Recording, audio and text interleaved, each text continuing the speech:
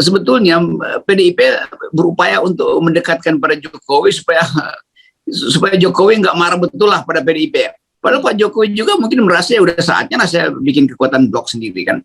Jadi tetap persaingan itu berlangsung tapi tanggung gitu. Kalau PDIP betul-betul ingin menghukum Pak Jokowi karena peristiwa yang kemarin, ya nggak usah bikin kehebohan dengan mengatur pertemuan dengan Ibu Mega lalu ditafsirkan itu sebagai pertemuan dua Soekarnois. Ngapain itu kan? Dan orang juga merasa bahwa iya Presiden Soekarno dulu benar. Tapi banyak hal yang juga buruk pada Presiden Soekarno tuh, yaitu menjadikan dirinya presiden seumur hidup. Apa itu yang mau kita tiru?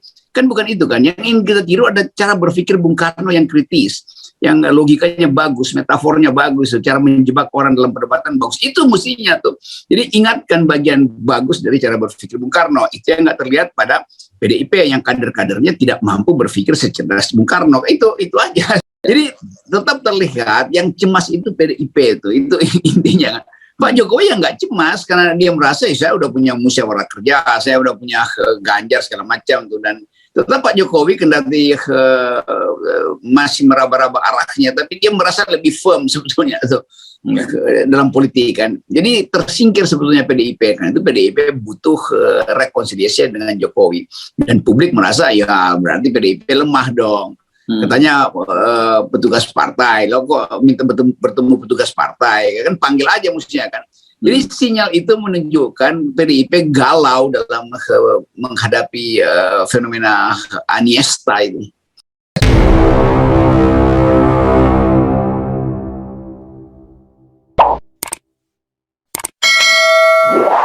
Halo Bung Rocky, kita mulai percakapan hari Senin ini. Seperti kita juga sudah prediksi, ketegangan politik itu terus meningkat gitu ya. Dan kelihatannya kalau kita lihat sinyal-sinyal dari Sekjen PDIP Hasto Kristianto ini mulai ada tekanan agar Nasdem segera didepak nih dari kabinet ya, karena dia analoginya itu yang paling menarik adalah perobekan bendera Belanda di atas hotel apa ya di Surabaya dulu, hotel Yamamoto ya kalau nggak salah, yang sekarang namanya Hotel Majapahit gitu. Jadi warna birunya yang dirobek, sekarang tinggal warna merah putihnya. Karena katanya Nasdem udah punya calon presiden sendiri. Itu mulai ramai juga ini Bung Rocky. Iya, waktu itu yang merobek bendera Belanda itu adalah pejuang. Oke. Kalau sekarang yang nyuruh merobek itu ya orang yang ada di dalam. Kan mesti yang merobek yang dari luar kan. Kalau yang di dalam itu pengkhianat justru kan. Jadi ya itu cara membuat metafor juga kadang-kadang kacau. Iya. Ya, dan saya kira ini sebenarnya nggak terlalu terkejut kalau ada tekanan-tekanan semacam itu gitu ya, karena memang seperti kita perkirakan akan ada ketegangan-ketegangan semacam itu setelah Nasdem mendeklarasikan Anies, dan sekarang ini di dunia maya mulai diserang dengan namanya bukan Nasdem lagi tapi diubah jadi Nasdrun, Nasional Demokrat tapi kadrun gitu, karena mengusung Anies. Masih aja itu narasinya. Artinya nggak berhenti orang untuk masuk dalam Islamofobi. Itu kan sejenis Islamofobi juga tuh. Ya. Nasrun itu semacam tema yang diparodikan, tapi di belakang itu ada desain Islamofobi. Ya. Dan orang pasti langsung menduga siapa yang sebetulnya sih yang masih doain Islamofobi. Ya udah pasti yang menginginkan supaya persaingan politik itu tidak didasarkan pada politik identitas, kan begitu-begituan aja tuh. Ya. Jadi balik lagi di situ tuh.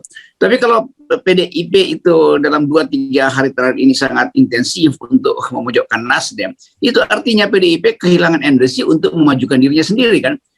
Kan kalau dalam persaingan politik, kalau Nasdem tumbuh, maka PDIP harus tumbuh juga tuh supaya terjadi konfrontasi pikiran dalam bentuk debat misalnya tuh. Kalau PDIP ingin melecehkan Nasdem, itu artinya PDIP nggak mampu untuk menumbuhkan dirinya sendiri kan. Jadi menunggu orang lain jatuh baru dia merasa unggul. Loh, jatuhin dong dalam persaingan yang fair. Jadi itu kritik saya. Tapi ya itu permainan politik, dan ya Nasdem juga pasti akan kirim lagi bikin sinyal baru tuh.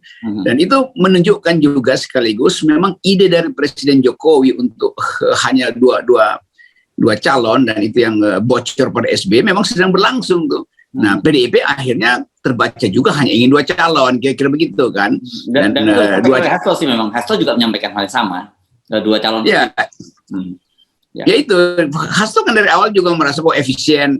Jadi sebetulnya PDIP berupaya untuk mendekatkan pada Jokowi supaya Jokowi nggak marah betul lah pada PDIP. Padahal Pak Jokowi juga mungkin merasa ya udah saatnya lah saya bikin kekuatan blok sendiri kan.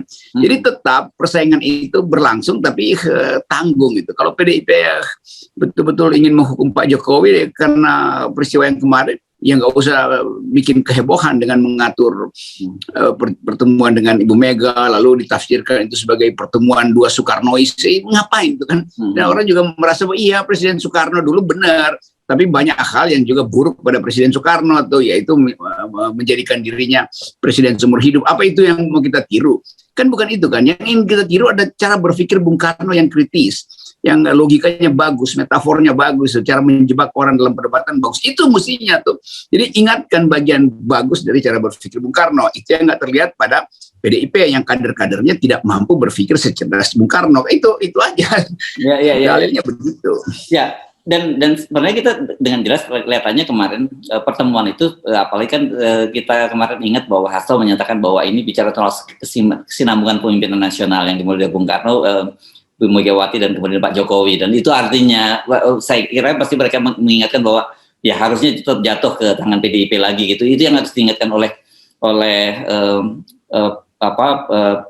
Ibu Megawati kepada Pak Jokowi lah kira-kira. Jadi harus terak Soekarno lah kira-kira sekarangnya harus jadi gitu kan. Iya, jadi terlihat bahwa PDIP itu cemas sekali itu. Akibatnya pindah lagi bandulnya. Sekarang Pak Jokowi merasa in charge. Pak Jokowi bisa distribusikan sisa-sisa grip dia, sisa-sisa genggaman dia itu ke siapa tuh. Nah, sangat mungkin juga PDIP merasa jangan-jangan Jokowi diam-diam udah bikin gentleman agreement dengan Pak Surya Paloh kan. Hal-hal semacam itu menimbulkan spekulasi bahwa PDIP tidak siap untuk berkompetisi karena kadernya kurang. Ini saya gambarkan secara deskriptif aja tuh. Dan kita bisa uji itu di dalam ini tadi saya ngomong dengan mahasiswa di Palu, dengan LSM di Palu, dengan juga partai-partai politik yang ada di situ, dan semuanya minta analisis tentang hubungan Ibu Mega dengan PDIP, hubungan Nasdem dengan hubungan Ibu Mega dengan Pak Jokowi di dalam kondisi Anies dicalonkan oleh Nasdem dan Nasdem masih bagian dari pemerintah. Jadi sampai ke bawah juga orang bicarakan itu tuh, dan orang merasa bahwa politik Indonesia itu kasak-kusuk di antara mereka aja tuh. Jadi hak rakyat untuk memperoleh perdebatan politik bermutu itu dibatalkan oleh saling jegal di istana tuh. Kan tadi teman-teman di Palu menganggap bahwa ya udah biarin aja kan, ada Nasdem, ada PDIP, ada Pak Jokowi, udah kita mau cepet-cepet lihat kampanye sampai ke daerah tuh. Anies bertengkar dengan Ganjar bertengkar dengan Puan bertengkar dengan Prabowo. Masyarakat Palu menginginkan cara berpikir itu. Saya kira juga seluruh Indonesia menginginkan itu, walaupun saya dan FNN tetap menganggap wah pemilu itu susah untuk diperlihatkan kualitasnya kalau masih ada 20%. Tapi rakyat menginginkan orang melihat ada pertengkaran langsung dalam bentuk debat itu. Bukan kirim-kirim sinyal, ini pertemuan batu tulis, yang ini robek bendera, itu apa? itu begituan.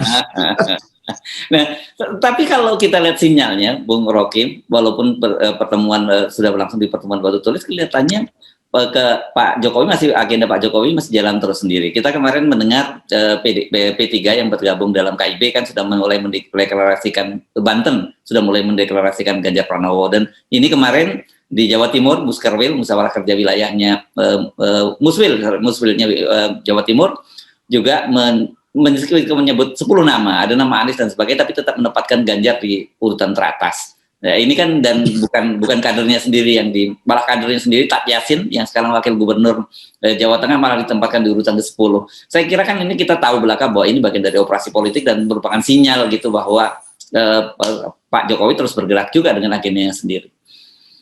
Ya, bayangkan misalnya milenial, kemarin saya masih ngobrol dengan kalangan milenial tentang isu lingkungan bersama Greenpeace, dan isu ini masuk tuh.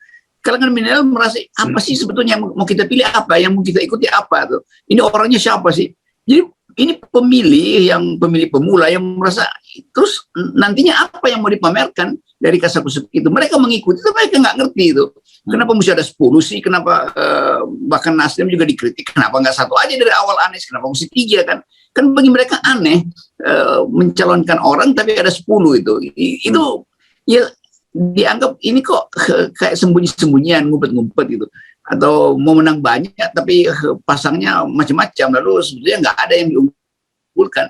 Jadi memasang banyak orang itu artinya ada yang diunggulkan. Tapi betul tadi ini saling meraba dulu kan, kirim-kirim rabaan politik dulu tuh di antara tokoh-tokoh itu kan. Tapi kelihatannya memang P3 itu udah masa P3 itu pasti ke Anies lah. Walaupun direkayasa, tapi kalau saya bertemu dengan mereka merasa ya itu kan partai yang bikin tuh. Tapi societal base-nya ini, basis di bawah itu menganggap bahwa yang paling cocok dengan P3 ya Anies. Kan itu intinya kan. Bahkan mereka tanya ke saya, itu apa argumennya Pak ya, kenapa P3 dekat dengan Anies? Ya karena Anies beroposisi dan P3 punya tradisi beroposisi juga tuh. Yang nggak beroposisi sekarang yang memang mencari jabatan di dalam pemerintahan kan. Ya, dan kita kan, saya sendiri juga pernah berbincang kan, kita juga membahas adanya forum Ka'bah membangun itu ya. Itu kan kader-kader senior, orang-orang seperti Pak Mudrik Sangidu dan sebagainya. Ini kan ini kita tahu nih tokoh-tokoh selain ini tokoh kultural P3 lah gitu kita sebutnya ya. Iya, itu kan perahu retak itu masalahnya tuh. Mau ditempel secara formil melalui P3 yang resmi diakui negara. Padahal P3 itu berceceran, berserakan di mana-mana dan bisa dikumpulkan dengan ide yang sama, ide yang satu.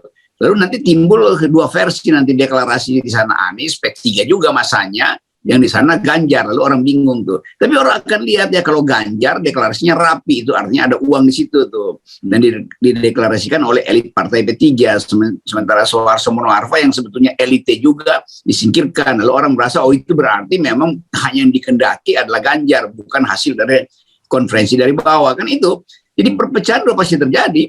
Dan selalu dalam perpecahan semacam itu, masa itu yang cair itu akan pergi pada orang yang dizolimi itu. Jadi semakin Anies itu dideklarasikan di KPK, ini kan begitu pikirannya kan. Jadi maka orang akan memilih Anies. Jadi sebetulnya Anies itu pertama kali dideklarasikan di KPK, bukan di Nasdem. Nasdem kan kedua deklarasinya kan. Jadi KPK sebenarnya ya yang pertama kali deklarasinya. Dan itu justru yang menjadi heboh, dan dukungan pada Anies terjadi setelah Firly mendeklarasikan Anies sebagai calon presiden. Ya. Nah ini menarik ini perspektifnya, orang nggak pernah berpikir itu, orang tetap beranggapan bahwa sekarang ini yang mendeklarasikan pertama kali adalah Nasdem. Ternyata Anda betul juga memang KPK, dan gara-gara KPK lah kemudian Nasdem buru-buru segera mendeklarasikan, karena rencananya kan mereka mau deklarasi bersama dengan Demokrat, dengan PKS tanggal 10 November, masih bulan depan, Bung Rocky. Begitu. Ya. Jadi kalau mau cepat naik elektabilitas, minta dideklarasi oleh KPK. Ganjar datang aja minta dideklarasikan itu juga. Ini bisa jebakan Batman ini, hati-hati. Oke, tetapi sebenarnya dengan apa yang dilakukan oleh P3 ini, dan kita tahu P3 itu adalah KIB, kita kan tahu bahwa ternyata meskipun bertemu di batu tulis, ya tetap saja ada nggak ketemu lah antara Bu Mega dengan Pak Jokowi ini. Kalau orang bilang seperti satu ranjang tapi dua mimpi gitu ya. Ya itu dan sebetulnya bukan lagi satu ranjang, itu ya connecting door lah, lalu saling talk ya. Ngobrol sebentar dong, kira-kira begitu. Ya. Jadi tetap terlihat yang cemas itu PDIP itu intinya. Pak Jokowi yang nggak cemas karena dia merasa saya udah punya musyawarah kerja, saya udah punya Ganjar segala macam tuh, dan tetap Pak Jokowi kendati masih meraba-raba arahnya, tapi dia merasa lebih firm sebetulnya tuh dalam politik kan. Jadi tersingkir sebetulnya PDIP, karena itu PDIP butuh rekonsiliasi dengan Jokowi, dan publik merasa ya berarti PDIP lemah dong. Katanya petugas partai, lo kok minta bertemu petugas partai, kan panggil aja mestinya kan. Jadi sinyal itu menunjukkan PDIP galau dalam menghadapi fenomena Aniesta itu. Jadi kalau anda baca kemungkinan besar ini bisa PDI, justru PDI yang nantinya nggak dapat partner ya. Ya itu yang dulu kita bahas. Lama-lama orang anggap ya PDI 20%, iya, tapi kan 20% itu tiket. Yang orang tanya, terus nonton siapa di situ? Punya tiket tapi mau nonton siapa? Puan tetap nggak bisa naik suaranya itu.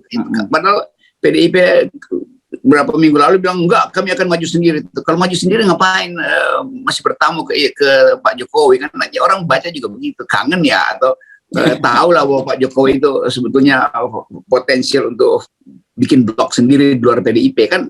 Itu bahayanya. Jadi Pak Jokowi sebagai seorang politisi yang udah 7 tahun, dia ngerti itu kimia politiknya tuh. Nah, itu keunggulan Pak Jokowi di situ tuh, dia mengerti kimia politik. Tapi kita senang aja kan bahwa ini cekcok lalu berantakan, ya yang paling senang ya saya lah, karena saya memang nggak menginginkan lihat ada persatuan. Jangan terlalu terus terang begitulah. Iya. Pemilunya curang, ada yang udah 20%, ada yang belum kok itu.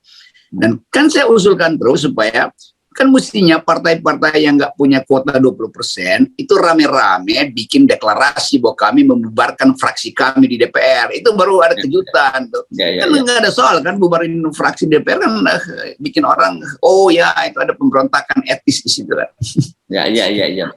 Oke, dan di tengah situasi itu tekanan-tekanan dari masyarakat terhadap pemerintah masih terus berlanjut karena hari ini tanggal 10 Oktober itu rencananya buruh juga akan turun dan nanti kembali pada tanggal 12 juga akan turun unjuk rasa besar-besaran lagi di Jakarta. Kalau kemarin kan sempat mungkin isunya lebih kesita Kanjuruhan dan juga soal deklarasi Anies. Tapi sekarang ini unjuk rasa baik mahasiswa maupun buruh masih terus jalan terus, Bung Rocky. Nanti begitu ada sinyal buruh itu mulai sedikit berpihak, nanti buruh dianggap sebagai budrun. Buruh kadrun lagi kan. Budrun. Padahal sensasi kita hari ini, hal yang sensasional adalah Anies itu terus-menerus dibuatkan upacara. Ya. Dan di Palu tadi juga banyak betul orang yang deklarasikan Anies. Ini saya bertemu dengan mereka dan saya anggap ya silakan aja kan. Karena dianggap bahwa kasihan Anies tuh nggak ada yang belain tuh. Jadi akhirnya dia dibela oleh rakyat. Itu yang saya bilang konyolnya KPK itu menyudutkan Anies pada saat orang ingin cari alternatif kan begitu kan. Ya. Oke, baik. Terima kasih Bung Rocky, dan bagi kita saja semakin banyak yang mencalonkan diri semakin bagus buat kita juga ya. Walaupun tetap saja pijakannya harusnya jelas ya, ini 0%. Kalau kita kan posisinya ya, tetap itu. Anies jangan lupa kita akan uji Anda per 0% atau 20%. Itu kita ucapkan aja, nggak ada yang kita tutup-tutupi. Oke. Terima kasih Bung Rocky. Yeah.